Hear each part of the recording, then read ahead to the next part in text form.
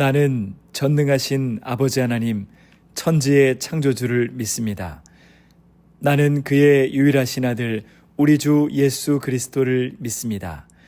그는 성령으로 잉태되어 동정녀 마리아에게서 나시고 본디오 빌라도에게 고난을 받아 십자가에 못 박혀 죽으시고 장사된 지 사흘 만에 죽은 자 가운데서 다시 살아나셨으며 하늘에 오르시어 전능하신 아버지 하나님 우편에 앉아 계시다가 거기로부터 살아있는 자와 죽은 자를 심판하러 오십니다. 나는 성령을 믿으며 거룩한 공교회와 성도의 교제와 죄를 용서받는 것과 몸의 부활과 영생을 믿습니다. 아멘.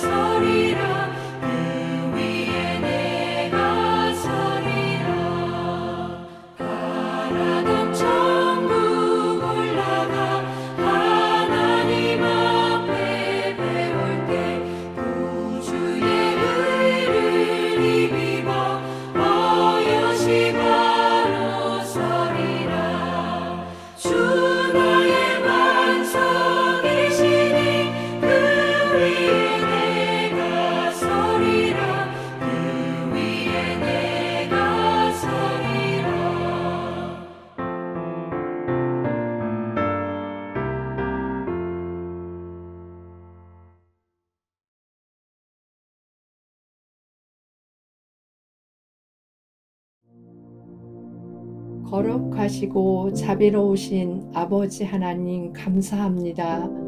어두운 이 땅에 육신을 입고 빛으로 찾아오신 예수님께서 화목제물이 되어주시고 저희들을 죄에서 구원하여 주시어 자녀 삼아 주심을 감사 찬양 드립니다. 오늘은 교회가 정한 가정 예배의 날입니다. 형식이 아닌 마음을 다하여 드려지는 예배가 되게 하시고 하나님이 우리 가정의 주인 되심을 인정하고 고백하여 날마다 하나님께서 주시는 평안으로 살게 하옵소서. 부모님들은 자녀들에게 예배를 통하여 삶의 본이 되고 믿음을 물려주는 은혜가 있게 하옵소서.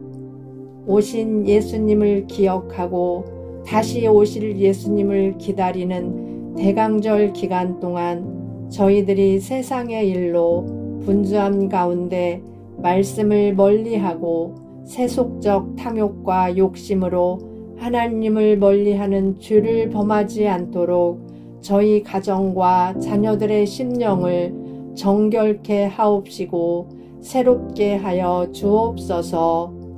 나의 유익과 이익에 눈과 귀가 닫혀 하나님의 뜻을 저버린 죄를 회개하오니 불쌍히 여기시어 긍휼과 자비를 베풀어 주옵소서. 다시 오실 예수님을 기쁨으로 기다리며 기름과 등불을 준비한 슬기로운 다섯 처녀처럼 깨어있는 가정 되게 하옵소서. 우리 가정의 소망과 미래가 되는 자녀들을 위하여 기도합니다. 세상의 가치가 아닌 하나님께서 나를 만드시고 부르시고 이 땅에 예수님과 함께 보내졌다는 사랑받기에 충분한 하나님의 자녀라는 것을 깨닫는 존재의 가치를 두고 살아가는 지혜로운 자녀들 다 되게 하옵소서. 이 추운 겨울에 소외된 이웃을 돌아보고 예수님의 사랑과 손길을 전하는 따뜻한 대강절이 되기를 소망하며 부모는 자녀를, 자녀는 부모를 사랑하는 따뜻한 가정이 되기를 간절히 원하면서 주에서 우리를 구하신 예수 그리스도의 이름으로 기도합니다. 아멘. 오늘 우리에게 주신 하나님의 말씀은 누가복음 2장 22절에서 32절까지 말씀입니다. 모세의 법대로 정결 예식의 날이 참에 아기를 데리고 예루살렘에 올라가니 이는 주의 율법에 쓴 바 첫 해에 처음 난 남자마다 주의 거룩한 자라 하리라 한 대로 아기를 주께 드리고 또 주의 율법에 말씀하신 대로 산 비둘기 한 쌍이나 혹은 어린 집 비둘기 둘로 제사하려 함이라. 예루살렘에 시므온이라 하는 사람이 있으니 이 사람은 의롭고 경건하여 이스라엘의 위로를 기다리는 자라. 성령이 그 위에 계시더라. 그가 주의 그리스도를 보기 전에는 죽지 아니하리라 하는 성령의 지시를 받았더니 성령의 감동으로 성전에 들어가매 마침 부모가 율법의 관례대로 행하고자 하여 그 아기 예수를 데리고 오는지라. 시므온이 아기를 안고 하나님을 찬송하여 이르되 주제여 이제는 말씀하신 대로 종을 평안히 놓아주시는도다. 내 눈이 주의 구원을 보았사오니 이는 만민 앞에 예배하신 것이요 이방을 비추는 빛이요 주의 백성 이스라엘의 영광이니이다 하니 아멘.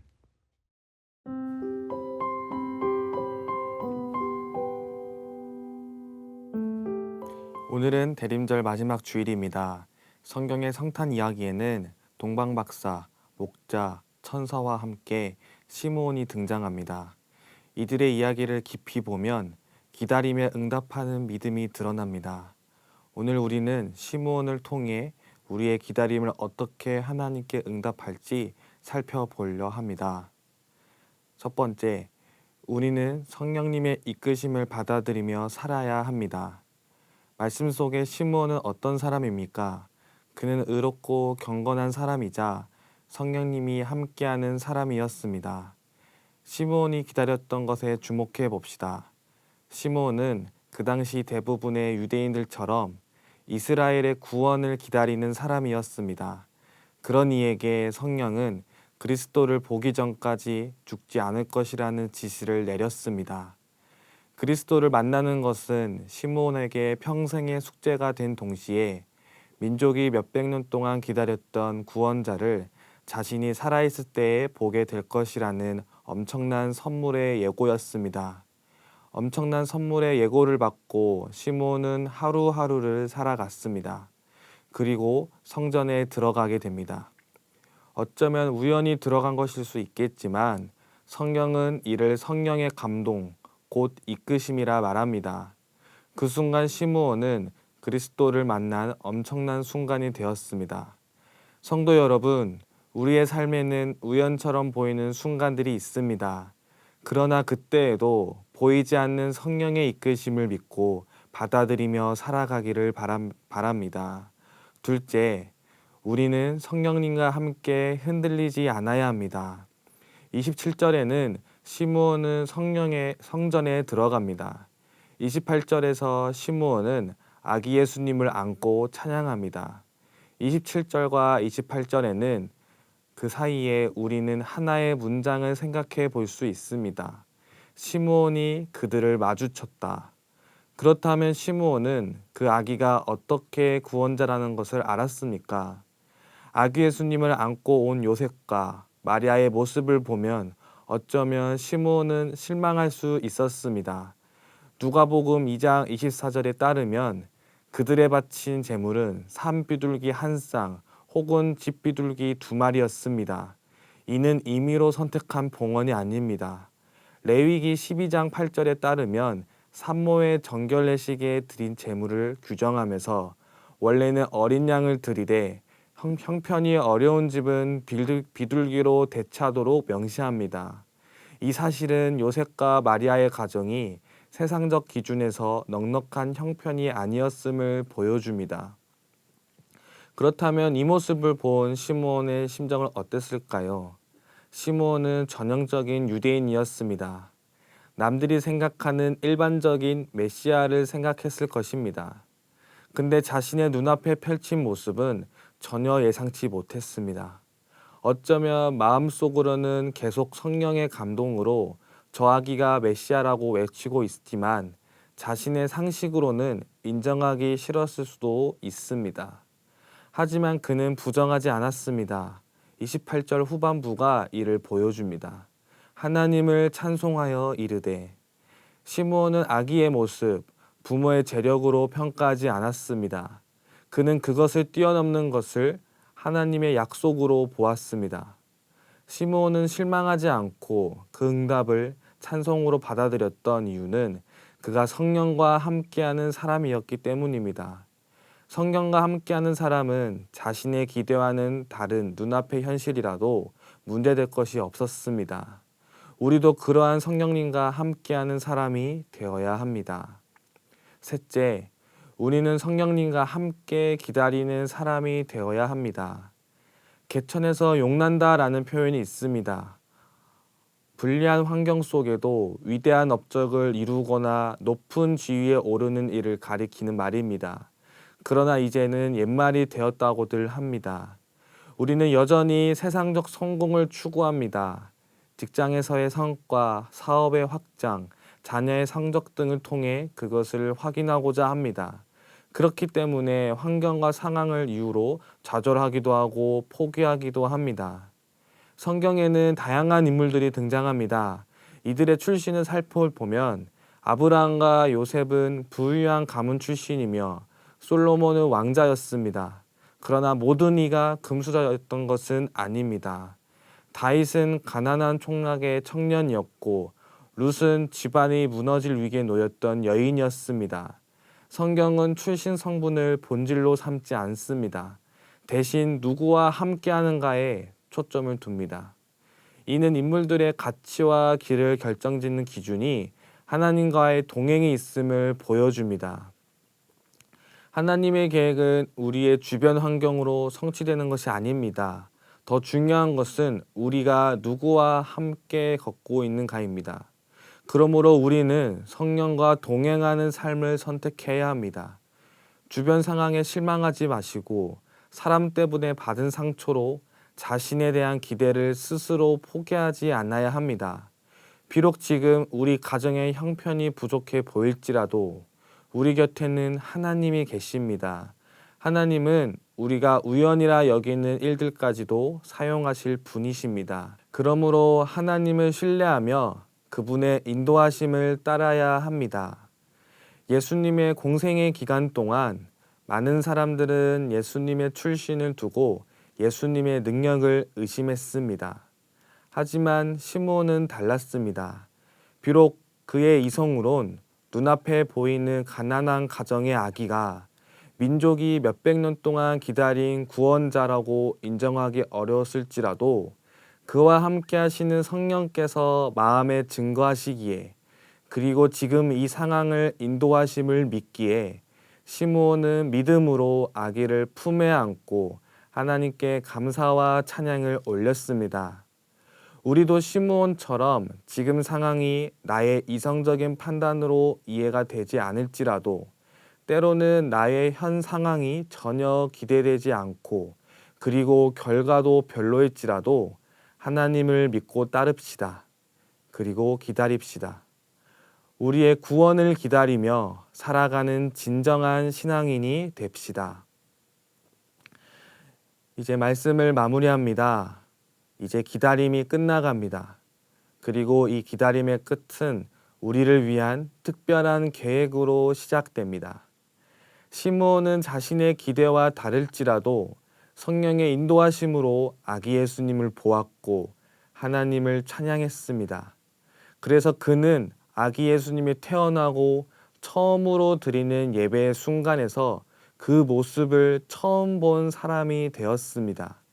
우리 또한 주께서 어떠한 방식으로 우리에게 오실지 기대하며 살아갑시다.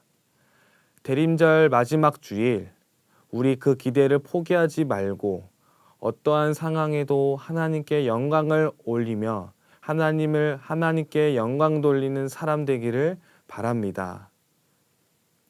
기도하시겠습니다. 우리를 사랑하시는 하나님 아버지, 우리를 위해 이 땅에 내려오신 예수님을 기다리는 대림절 마지막 주입니다. 우리가 때로는 하나님을 믿고 살아가지만 눈에 보이는 환경과 상황 때문에 하나님을 의지하지 못하고 두렵고 겁날 때가 너무 많습니다. 하나님, 지금 비록 전혀가 기대되지 않을 상황일지라도 시므온의 모습처럼 눈에 보이는 상황을 뛰어넘는 하나님의 위대하심을 기대하는 사람이 되길 원합니다. 어떠한 상황에도 하나님을 믿고 따르며 우리를 구원하실 예수 그리스도를 기대하며 성령님과 함께하는 가정이 되게 하옵소서. 예수 그리스도의 이름으로 기도합니다. 아멘.